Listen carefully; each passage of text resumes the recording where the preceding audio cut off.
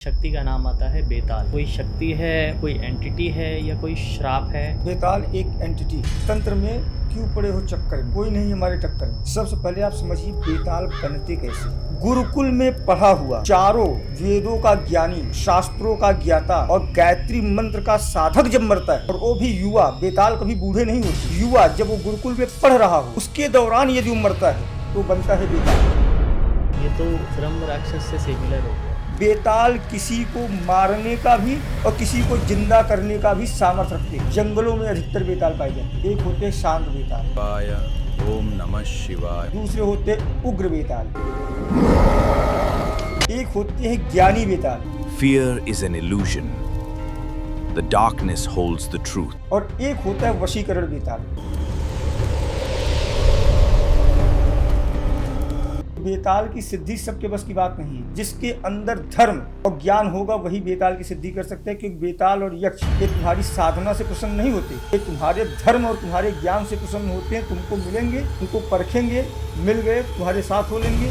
यदि तुम जबरदस्ती करने जाओगे, तुमसे शास्त्रार्थ करेंगे, पूछेंगे और गलत पाए गए तो तुमको मार देंगे।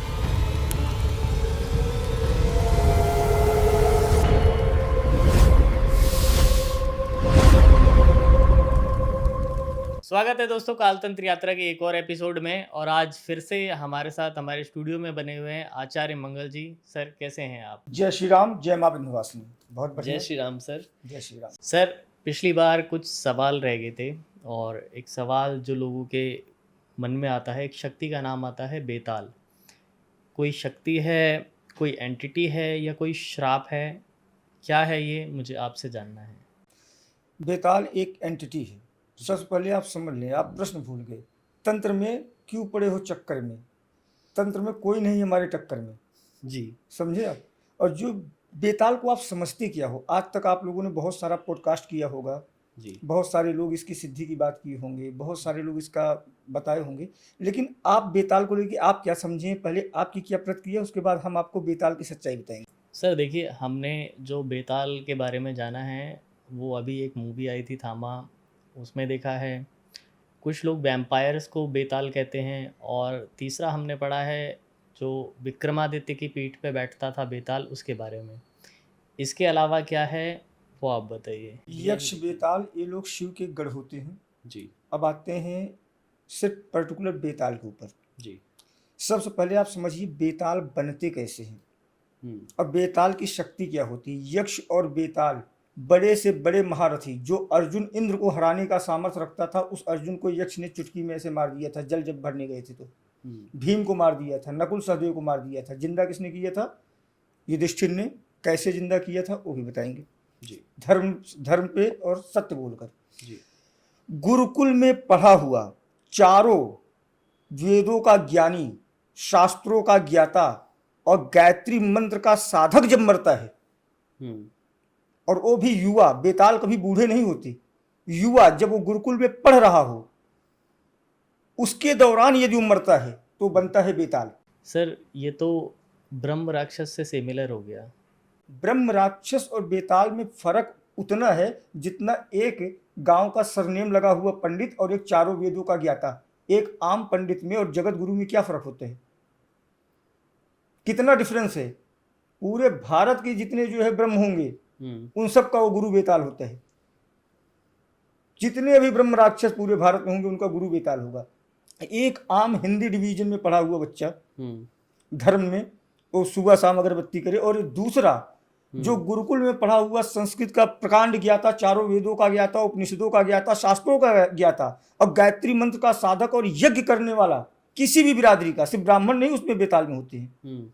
बेताल में अलग अलग तरीके के बेताल होते हैं, क्योंकि गुरुकुल में एक ही बिरादरी के बच्चे नहीं पढ़ते हैं, अलग अलग बिरादरी के बच्चे पढ़ते हैं। तब जब वो मरते हैं युवावस्था में, या उनकी हत्या की जाती है या किसी प्रकार का एक्सीडेंट हो जाता है, इतने बड़े ज्ञानी जब खत्म होते हैं और जब वो प्रेत योनि में आते हैं तो बेताल योनि प्राप्त होता है। क्योंकि बेताल और यक्ष भगवान शिव के सबसे करीब हैं। शिव के गढ़ों में यक्ष और बेताल इनके सबसे ज्यादा करीब है। जितना आपके ज्ञान का स्तर बढ़ेगा उतना आप शिव के करीब चले जाओगे। और बाकी ये हैं तो भूत प्रेत बन जाते हैं, उन्हें शिव तत्व प्राप्त ही नहीं होता। तो बेताल बहुत उच्च कोटि की है, और इसमें यदि गुरुकुल में मरा हुआ ब्राह्मण पुत्र अगर मरा जाए तो उसे अगिया बेताल कहते हैं। जो जैसे ब्रह्म राक्षस यहाँ होता है, वहाँ पे उच्च कोट का ज्ञानी गुरुकुल में पढ़ा हुआ शास्त्रों का ज्ञाता जब मरता है तो उसे अगिया बेताल कहते हैं। बेताल किसी को मारने का भी और किसी को जिंदा करने का भी सामर्थ्य रखते हैं। सर और एक बात आती है कि बेताल खून पीते हैं, क्या सच है? ऐसा कुछ नहीं है लोगों का नहीं। सर देखिए, ये अलग अलग प्रकार के बेताल बताए ने। जी अगर कोई गुरुकुल में बच्चा पढ़ के बेताल वही बनता है जो गुरुकुल में पढ़ा हो, चारों वेदों का ज्ञाता हो, जी चारों वेदों का ज्ञाता हो, गुरुकुल में पढ़ा हो और उसके बाद उसने गायत्री साधना की हो, गायत्री मंत्र का जाप किया हो, गायत्री संध्या किया हो, वंदन किया हो, उपनिषद शास्त्र सब पढ़े हो, तो खून कैसे पिएंगे? उसमें भी अच्छे और बुरे हो जाते हैं, इसमें कोई दो राय नहीं है। लेकिन अधिकतर बेताल अच्छे होते हैं, अधिकतर बेताल अच्छे होते हैं। अगर बेताल किसी का खून पी रहे हैं तो समझ लेना उसी का खून पिए हो, उसकी निर्दयता से कुछ समाज के लोग, कुछ लोग हत्या किए हों तो उनको उसी निर्दयता से मारता है, चाहे खून पी के मारे चाहे जैसे मारे। सर कुछ लोगों का कहना है कि बेताल किसी श्राप के कारण भी बनते हैं। इस श्राप अगर कोई बड़ा उच्च कोट का ऋषि दे दे तो भूत बन जाएंगे, सर्प बन जाएंगे, सब कुछ बन जाएंगे। अगर ऋषि ने श्राप दिए जाओ तुम बेताल बन जाओ तो बेताल भी बन सकते हो, ऋषि के ऊपर है ना वो श्राप क्या दिए है। सर अभी जो मैं आपको मूवी की बात कर रहा था, मूवी का नाम है थामा, उसमें दिखाया गया था कि बेताल जो है वो 100 साल तक जीवित रहते हैं, लोगों का खून पीकर किसी को बेताल बना देते हैं। क्या कहानियाँ हैं ये सिर्फ और सिर्फ कहानियाँ हैं, बाकी इसका सच्चाई से कोई लेना देना नहीं है। बेताल को आप समझने की कोशिश करो, एक उच्च कोटि की, क्योंकि बेताल के ऊपर जब जाओगे तो आपको शिव ही मिलेंगे। सर फॉरेन में किसी बेताल जैसी एंटिटी का नाम नहीं आता, उन्हें वैम्पायर कहते हैं, क्या ये सही है? फॉरेन में कोई अम्मा बोलते हैं? नहीं। वहाँ पे मॉम बोलते हैं ना जी।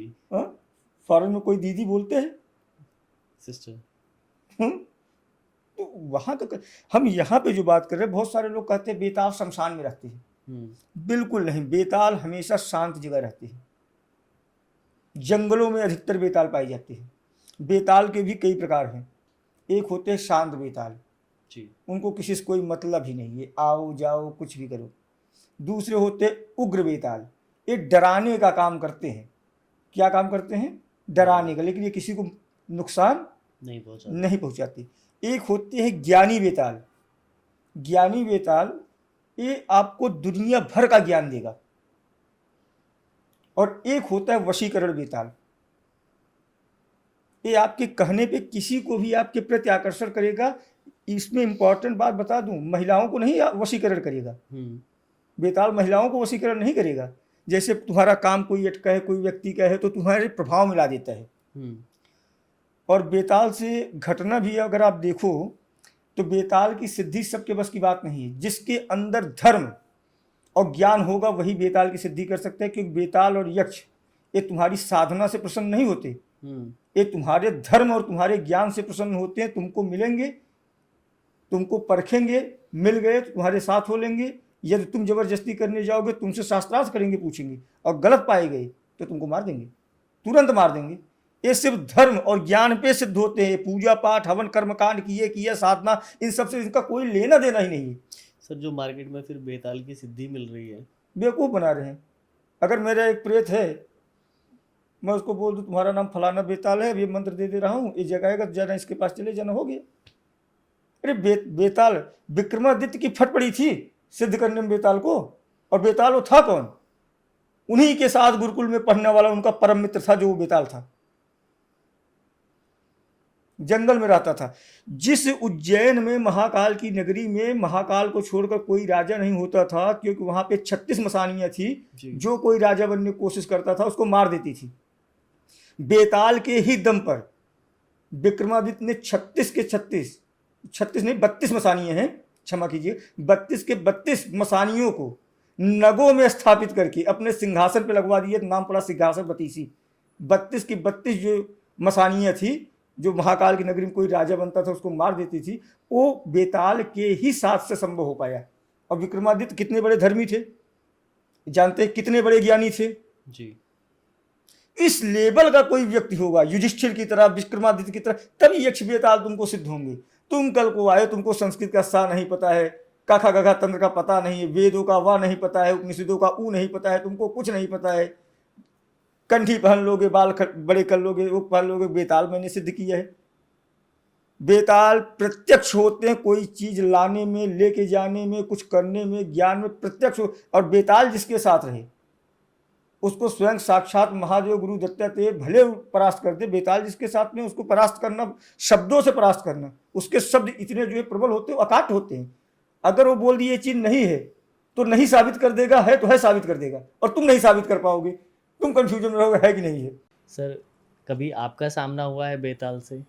अभी तक कुछ एंटिटी जैसे 1.5 फुटिया यक्ष बेतालय है, अभी तक मैंने अपने जीवन में किसी को भी नहीं देखा है कि इनके साथ हैं। हाँ, एक व्यक्ति के साथ बेताल चलते हैं, परम पूज्य जगन्नाथपुरी के शंकराचार्य जी महाराज जी। उनके साथ में बेताल की आभा करती है। उनको कुछ भी पूछो तो उनका उत्तर उनके मुंह में रहते हैं। परम धर्मिष्ठ परम है। ऐसे लोगों को, ऐसे दिव्य लोगों को बेताल प्राप्त होते हैं और इनकी कही बारी सत्य साबित होती है। जो बोल दे पत्थर की लकीर है। सर बेताल का किन किन पुराणों में जिक्र है और ये वर्णन आया कहाँ से?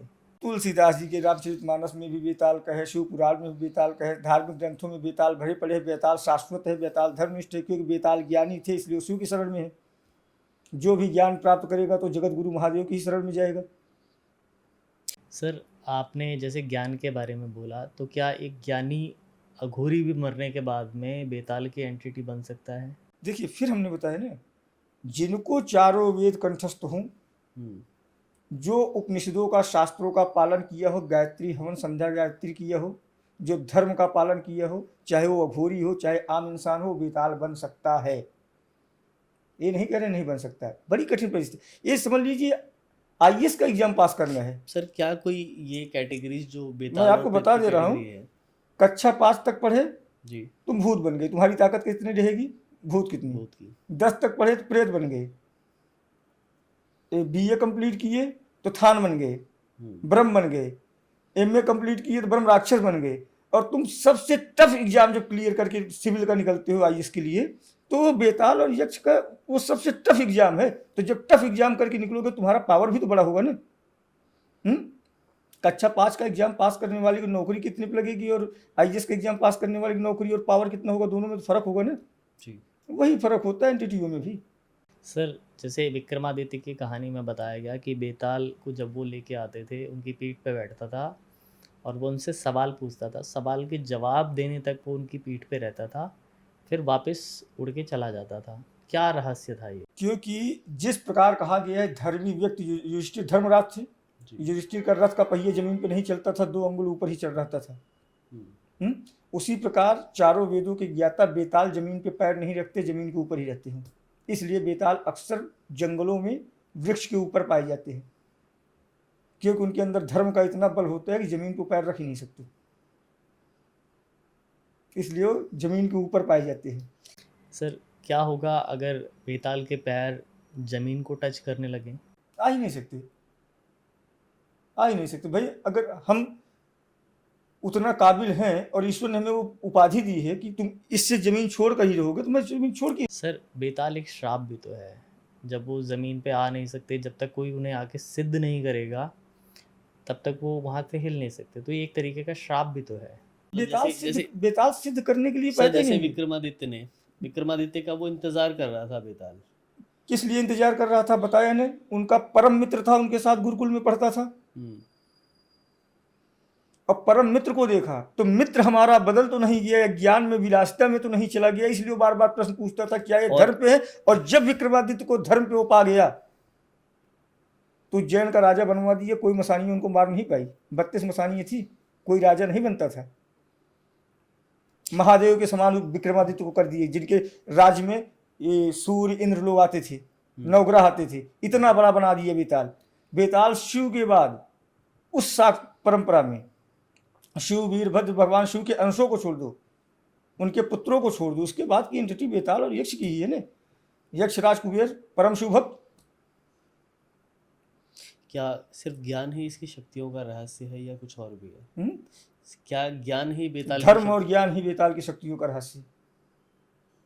बेताल जो ऋषियों के श्राप से फलित हो जाता था, और ऋषियों को श्राप देने की शक्ति जो उनका धर्म होता था वो परावर्तित बेताल ही करता था, क्योंकि जो सत्य पे और धर्म पे रहेगा उसके साथ बेताल हमेशा पीछे चलेगा। और वो श्राप अगर किसी को दे दिया तो बेताल उसको करवा देते थे। क्या हो अगर कोई बेताल से शास्त्रार्थ में हार जाए? यक्ष और बेताल मार देगा, चुनौती दी नहीं खत्म कर देगा तुमको, हारे तो। और जीत गए तुम जो बोलोगे वो करेगा, गुरु मान लेगा तुमको, मित्र मान लेगा तुमको, भाई मान लेगा तुमको। धर्म और ज्ञान यक्ष को और बेताल को सिद्ध करने का ही एकमात्र।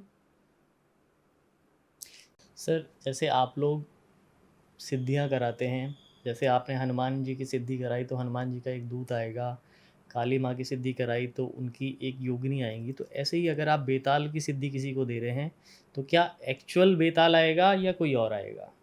देखिए, जब देवताओं में जाते हैं तो उनके दूत आते हैं। ओके। जब इतर योनियों में जाते हैं तो डायरेक्ट आते हैं। बात समझे? सर, आपने उस दिन कहा था कि ये इत्र योनि की जितनी भी शक्तियां हैं ये भोग पर चलती हैं, सो क्या बेताल को भी किसी भोग की ज़रूरत पड़ती है? देखो, बेताल और यक्ष को भोग की जरूरत तो नहीं, लेकिन जब ये सिद्ध हो जाएंगे, काम करना शुरू कर दो भाई, प्रेम से तो खाएंगे ही। जब काम करेंगे तब खाएंगे, जब तक काम नहीं कर रहे तब तक नहीं खाएंगे। मेहनत करवाओगे तो मजदूरी देनी पड़ेगी, खिलाना पड़ेगा, नहीं करवाओगे तो नहीं देनी पड़ेगी, नहीं खिलाना पड़ेगा, सीधा फंडा है। आप इस एज में हैं, कभी आपके पास कोई ऐसे केसेस आए हैं जिनमें बेताल से रिलेटेड वो परेशान हो, किसी बेताल ने उनके शरीर पर कब्जा किया हो? क्योंकि बेताल जिसके पीछे पड़ेगा वो केस बनेगा ही नहीं, ऑन द स्पॉट फाइनल। अगर बेताल किसी के ऊपर आ गया या बेताल किसी से रुष्ट हो गया, अगला पल तुम नहीं देखोगे। यक्ष बेताल इतने बड़े हैं, अर्जुन से बड़ा कोई योद्धा था, भीम से बड़ा कोई बलशाली था, नकुल सहदेव को भविष्य देखने को था, ये लोग बहुत बड़े बलशाली थे। पानी पिए, उत्तर दिया, गलत दिए, तुरंत अगले पल मृत। अर्जुन का ना धनुष काम किए ना भीम का बल, अगले पल क्या हुए? मृत। और कोई यक्ष का राज नहीं था, बहुत बड़ा कोई भी एक यक्ष था, प्रकट हो गया था। यक्षराज जो है कुबेर नहीं प्रकट हुए थे, एक नॉर्मल सा यक्ष प्रकट हुआ, वो इन लोगों को मार दे रहा है। ऐसे बेताल है, कोई भी एक बेताल आएगा चट से मार दे, अगला पल तुम देखोगे नहीं तो केस कहां बनेगा तुम्हारे ऊपर? केस तो तब बनेगा जब तुम परेशान होगे। और युधिष्ठिर ने जब बोला तो मृत करने के बाद, अगर विधाता के बाद मृत करने के बाद जीवन देने की शक्ति किसी में है, जो हमने शास्त्रों में देखा है, ये यक्ष बेताल के अंतर्गत है। सर, कहाँ से पता चलेगा कि बेताल का कहाँ पे वास है? कैसे कोई उनसे शास्त्रार्थ कर सकता है या कैसे कोई उनसे मिल सकता है, जैसे उसे सिद्ध करना हो तो? आज भी अगर आप जंगलों में जाए, कर्नाटक के, उड़ीसा के आसपास, हिमालय के आसपास, जहां आपको बहुत सघन और घने जंगल, जैसे विंध्याचल में भी बेताल वास करते हैं, क्योंकि विंध्याचल से पूरा आप चले जाओगे तो यहाँ तक सुंदरगढ़ तक और झारखंड तक पूरा का पूरा वही है, जंगल ही है। जहाँ आपको घने जंगल, मेघालय में चले जाओ वहाँ पे, आसाम में चले जाओ, जहाँ घने वन होंगे, और वो किसी न किसी ये जो 4 धाम हैं, इनके नज़दीक अगर वो जंगल होगा तो वहाँ 100% बेताल होंगे। पहले 4 वेद पढ़ने कहाँ जाते थे लोग? पुरी, रामेश्वरम, द्वारिका, बद्रीनाथ, शंकराचार्य जी के बनाए उस पर। जब यहाँ 4 वेद पढ़ते थे तो इस जगह के आसपास जहाँ भी सघन वन होगा वहाँ बेताल बहुत मात्रा में पाए जाएंगे। अभी थोड़ी नहीं है कि बेताल एक उच्च कोटि की एंटिटी है। अब आप ये बता रहे हो कि 4 वेदों के ज्ञाता जो उपनिषदों के ज्ञाता को अब ये हनुमान चालीसा का जाप करने वाला सिद्ध कर लेगा? कि काली कवच का पाठ करने वाला सिद्ध कर लेगा? उसके लिए तुमको भी उतना योग्य बनना पड़ेगा। सर, आपके पिछले पॉडकास्ट पे लोगों ने बहुत सारे कमेंट किए थे कि आप लोगों से पैसा लेते हैं, उनका काम नहीं होता है, या ऐसी कुछ बहुत सारी बातें आई थी। हमारे पास भी हैं कि सब पैसा लेते हैं, ये करते हैं, इसमें है 20-25 हज़ार रुपये मांग की गई थी। जो हम आपके यहाँ बताए हैं निःशुल्क है, वो निःशुल्क फरवरी 2026 से है। जी, आपने मेंशन किया था, उसके बाद भी बोले। दूसरी चीज़ निःशुल्क है कि हमारे जो सेवक है हमारे साथ में है, मिलना निःशुल्क है, बताना निःशुल्क है, तंत्र काठ निःशुल्क है। तंत्र काठ के लिए जो सामग्री लगेगी उसको जाके आपको लाना पड़ेगा, वो सामग्री आपको लाना पड़ेगा। वो सामग्री हम अपनी जेब से नहीं देंगे जी। हम सेवा कर रहे हैं। जाओ, लेके आओ, लेके आने के बाद अपना काट कराओ। जो सामग्री रहेगा, कुछ जल जाएगा, कपूर नींबू जायफल जो है कुछ चढ़ जाएगा, जो बचेगा उसको आप वापस लेके जाओ। उसका बताते हैं कैसे क्या किए जाते हैं। और एक और कमेंट आया था कि आप हाथ में कपूर लेके देखते हैं लोगों को, क्या ये सच है? ये झूठ बात है। हमारे यहाँ कैमरा लगा है, हर जगह बैठे हैं, न कपूर लेके। यहाँ पे क्या है कि बहुत सारे आपके कमेंट में अलग अलग जो है गुरुओं के शिष्य भी आते हैं, तो बोलते हैं हमारा अच्छा प्रोडक्ट है, बोलते हैं हमारा अच्छा प्रोडक्ट है, बोलते हैं 11 अमावस्या यहाँ चले जाओ, हवन कर दो, सही हो जाएगा। निःशुल्क है, 11 अमावस्या वहाँ जाओ तो वहाँ पता चलता है कि वहाँ पे भी हवन का अलग है, किट मिलता है। वो सब चीज़ अलग अलग है। और दूसरे गुरु शिष्य हम न कपूर करें, अगर वो हमारा कभी वीडियो नहीं देखे, कितनी आराम से आपसे मैं बात कर रहा हूँ, न कपूर रखने न लौंग रखने, हमारे यहाँ रखा नहीं जाता। आपको लिख के बता दिया जाएगा, सामान लेके आओ, नीचे जाओ, व्यक्ति उसको काट देगा, आपके ऊपर की चीज़ उतार लेगा जी। या तो मना देगा। सर अब तुम्हारे जो है चाहते हो कि तुम्हारे निःशुल्क में तुम्हारे घर का भूत प्रेत मैं लेके बैठ जाऊं, मैं मना दूंगा, पकड़ के महीने 2 महीने बैठूंगा, उसको करते रहो, पितरपक्ष में आके अपना पूरा काम कराओ, उसमें तो खर्चा लगेगा ही काम में। अब तुम्हारे प्रेत को मैं दाल में डाल के थोड़ी खा जाऊंगा तुम्हारे घर के, वो तो मैं पकड़ के अपने मसान के पास रखूंगा, जब तक मसान का पेट भरा रहेगा उसको खिलाते पिलाते रहो। सामग्री लाओगे वही चढ़ता है, खाए ही रहेगा, पकड़ के रखे रहेगा, तुमको आना पड़ेगा चक्कर वैसे मारते हुए। और यह तो उसका पूरा तंत्र काट कराना है, तो तुम्हारे प्रेत को बैठाना, ये सब करना, ये पूरा कंप्लीट काम करने में पितरपक्ष तक का समय लग जाता है। पितरपक्ष में प्रेत बैठेंगे, पितरों से तभी उनका मिलान कराया जाएगा, तो पितरपक्ष तक चलना पड़ेगा, तब तक हम कसाते रहिए। उसमें पूरा जैसे त्रिपिंडी होता है, पिंडा पानी होता है, सब में खर्चा लगता है। यहाँ सत्यनारायण कथा करना चले जाओ तो 2,500-3,000 रुपये खर्चा हो जाते हैं। यहाँ तुमको प्रेत बैठाना है, एक सचंडी पाठ करा दो, चंडी पाठ करा दो, तो 10-11 हज़ार रुपये खर्चा हो जाते हैं। यहाँ तुम समझते हो तुम्हारे घर के प्रेत को ऐसे हलवा है खा जाएंगे, तो पूरा प्रक्रिया कराओ। आओ दरबार में, आराम लो, निःशुल्क है, सामग्री लेके आओ। सामग्री तो लगेगा ही बाजार का, बाजार मेरे हिसाब से थोड़ी चल रहा है। हमारा मेहनत निःशुल्क है, नंबर लगाओगे तो हमसे मिलना निःशुल्क है, काम करवाओगे तो निःशुल्क काम करेंगे, लेकिन सामान तो आपको ला के देना पड़ेगा। जी सर, एक स्पेशल किसी ने आपको मेंशन करके बोला था कि आपने उनसे 70,000 की पेमेंट ली और उनका काम नहीं हुआ, क्या कहना है आपका इसके बारे में? हमारे यहाँ तो ओपन है भैया, तुम पैसा दियो, आओ दरबार में, दोबारा पैसा नहीं मांगा जाता जी। तुम किसी और के चेले होगे, लिख दिए होगे 70,000 पेमेंट लिए, क्योंकि 70,000 लेता नहीं, मैं 21,000 लेता हूँ तंत्र काट का, उनको ये भी नहीं पता है। और आपके चैनल के माध्यम से वापस बोल रहा हूँ, महाराज जिनको लगता है कि आराम नहीं हुआ है, वापस आओ। वापस क्यों नहीं? हमारे दरबार में तो कोई याद नहीं है, फोन हमारे दरबार में आता नहीं है, कमेंट में दूसरे लिख देते हैं पेमेंट लिए। अरे लिखे हो तो फोन दरबार में फ़ोन करो, रिकॉर्डिंग करो, रिकॉर्डिंग ईमेल पे हमारे भेजिए, हमसे डायरेक्ट हमारे पास भेज दीजिए, admin@tanfoundation.com, बताइए गुरुजी आप काम नहीं हुआ है हमारा। सर, ये चीज़ तो मैंने भी देखी है पर्सनली, आपके नंबर पे जब भी हमारी तरफ से किसी ने कॉल किया है या आपको टेस्ट करने के लिए हमने खुद ने कॉल किया है, तो आपका नंबर कोई ना कोई उठाता है। सो लोगों का ये कहना कि आप फ़ोन नहीं उठाते हैं, मुझे नहीं लगता कि ये सही होगा, क्योंकि मैंने खुद ने ट्राई किया है कि सर के नंबर्स मिलते हैं। सर को मैंने कभी भी कॉल किया है, सर ने एक बार में पिक किया है, मैंने अदर नंबर से भी किया है और सर ने एक ही बार में कॉल उठाया है मेरा। आप फ़ोन करो, मिलना निःशुल्क है जी। फ़ोन पे बात करने की कोशिश करोगे तो महाराज अपॉइंटमेंट का 1100 रुपये है। आप क्या फ़ोन की, क्या आपको असलियत पता चली बताइए? आप फ़ोन करोगे 24 घंटे फ़ोन हमारे यहाँ चालू रहते हैं। अगर हमारे यहाँ तो ये व्यवस्था है कि अगर तुमको रात को 12 बजे तकलीफ हो रहा है और तुम हमारे यहाँ काम भी न करवाए हो, तब भी तुमको इंस्टेंट उपाय मिल जाएगा। कोई भेदभाव नहीं, तुम हमारे यहाँ काम करवाए हो कि नहीं करवाए हो, तुम किसी गुरु के चेले हो, तुम किसी के यहाँ तंत्र काट करवाए हो और तुमको आराम नहीं हुआ है, तो एक बार हमारे संस्थान के नंबर पर फ़ोन करो, अब बोलो मुझे अभी इमरजेंसी है, मुझे तकलीफ हो रहा है, वो इंस्टेंट आपको कुछ उपाय बताएंगे जिससे आपको लाभ हो जाएगा और उसके बाद आप आ जाइए दरबार में काम कराइए। इतना व्यवस्था खुल्लम खुल्ला दिए हैं, खुल्लम खुल्ला एड्रेस हम बोलते हैं, खुल्लम खुल्ला बोलते हैं कि दिन 24 घंटे में कभी भी फ़ोन करो, लेकिन रात को फ़ोन तभी करो जब इमरजेंसी केस हो, नहीं तो ना करें।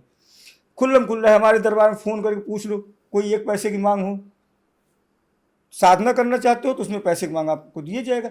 गुरुजी से मिलना है, एक पैसा कोई बोल दे और उनका नाम पूछ के आप ईमेल कर दो, तुरंत नौकरी से हटा दूंगा। खुला चैलेंज, मिलने का कोई शुल्क नहीं। तंत्र काट कराएंगे कोई शुल्क है, तंत्र काट कराएंगे कोई शुल्क गुरुजी लेते हैं, अगर वो बोल दे गुरुजी लेते हैं तुरंत नौकरी से निकाल दूंगा। सामग्री लेके आओ, अपना तंत्र काट कराओ।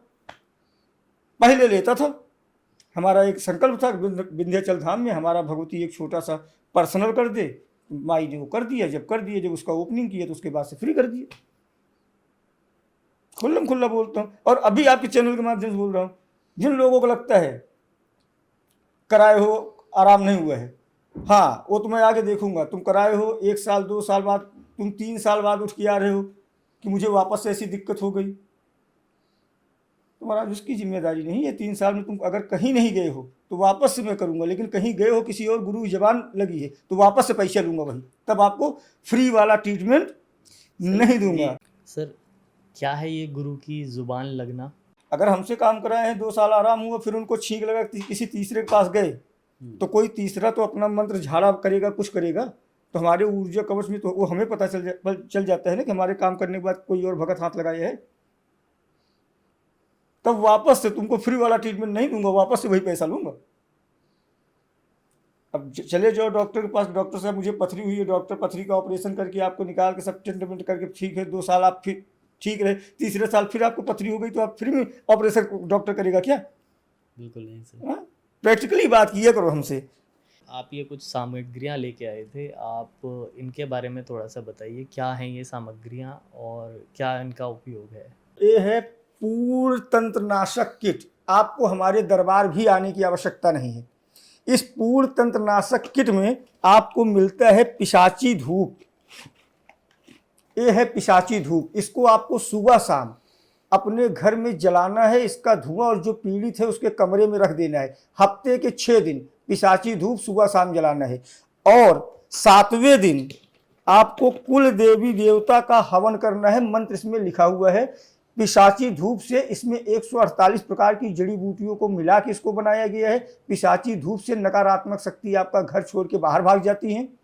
कंटिन्यू आपको करना पड़ेगा, पूरे महीने भर का एक किट है। 6 दिन पिशाची धूप आपको जलाना है एक पैकेट में। उसके बाद 7वें दिन कुल देवी देवता का हवन करना है। एक कुल देवी देवता का हवन विशेष है, बहुत ही रेयर बनता है, किसी के पास इसका फार्मूला तक नहीं है। ये हम अपने पूरे 20 वर्षों के शोध पे बताए हैं। जैसे बता देते हैं कि अगर प्रेत चढ़ा हो तो ऐसे ये उपाय कर दो तुरंत भाग जाए, उसी तरीके से इतनी सामग्री इसको इसमें डाल के बनाए हैं कि इससे कुल देवी देवता की शक्ति आपकी बढ़ती है। अब इसका साइंस समझो। 6 दिन आपने पिशाची धूप जलाया, 7वें दिन कुल देवी देवता को हवन दिया। अभी प्रेत की वजह से कुल देवी देवता पीछे थे, धूप की वजह से प्रेत बाहर गए, पिशाच बाहर गए, और उसके बाद देवता का हवन करो। देवता का हवन बल बढ़ता गया। ऐसे महीने भर आप करते जाओगे, देवता का बल इतना बढ़ जाएगा कि वो वापस से प्रेत को आने ही नहीं देंगे। ये आप सिर्फ कर लीजिए। और इसका जो है क्या सामग्रियों का इस्तेमाल किया गया है? इसमें बहुत प्रकार की सामग्रियों का इस्तेमाल किया गया है, बहुत प्रकार की, 148 प्रकार की। हमारी एक वीडियो में है पूरे सामग्री के साथ। टेबल भर गया था, ऐसी सामग्री थी, टेबल भर गया था। ये चीज़ उनके लिए घर बैठ के इसको करें और जो उपाय हमारे आश्रम से आपको मिलेगा वो करते रहें। मात्र 31 रुपये शुल्क रखा है, प्लस कुरियर चार्ज अलग से रहेगा। सर और ये देवी धार आपने एक दिया था कि अपने कुल देवी को प्रसन्न करें। हाँ, अपने कुल देवी को, अगर आपके ऊपर मसानी का प्रकोप है, पीरियड आगे पीछे आपका आ रहा है, चिड़चिड़ापन है, ये विशेषकर महिलाओं के लिए है और छोटे बच्चों के लिए। चिड़चिड़ापन है, पीरियड आगे पीछे आ रहा है, अनिद्रा का शिकार है, रात को सपने में गलत हरकतें होती हैं, या आपके ऊपर चिकन फॉक्स, निकास की माता निकली हो, कभी शरीर में माता निकली हो, जिसकी वजह से गुस्सा आना, चिड़चिड़ापन होना, अनिद्रा का शिकार होना, पढ़ाई में मन न लगना या काम में मन न लगना, छोटी छोटी बातों पे पति से झगड़ा होना, बच्चों को चिल्लाना, पीरियड जैसे बताया आगे पीछे होना, ऊपर कोई शक्ति आपकी आ रही है, उसके लिए ये चीज़ बनाया गया है।